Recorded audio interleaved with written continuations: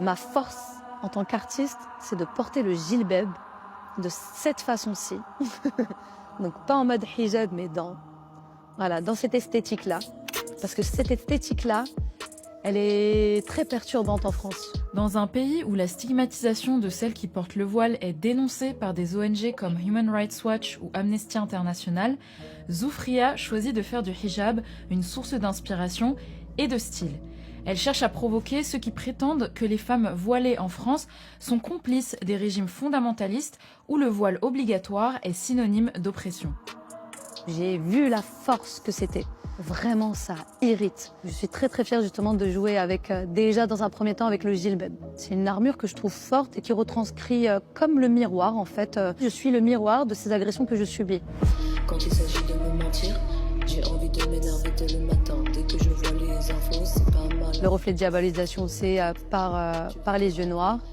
Et les lois, directes ou indirectes, justement, qui continuent de progresser en France, voilà, m'ont amené justement à jouer avec cela.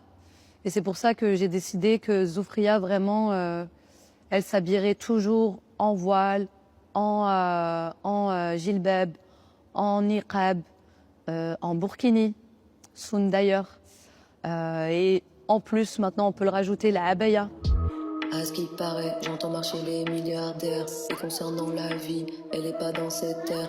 Dans le clip de sa chanson Ma folie, par exemple, elle incarne une femme en burqa afghane et talons aiguilles, en prise à la douleur du rejet de la société française.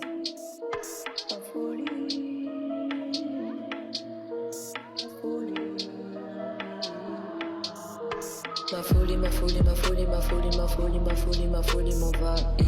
Je deviens sans abri, j'ai perdu mon corps, pas du tout mon esprit. C'est un état, c'est un sentiment que je ressens assez souvent, de ce que moi je subis déjà au quotidien, où vraiment c'est le premier sentiment qui m'arrive, je me dis c'est de la folie.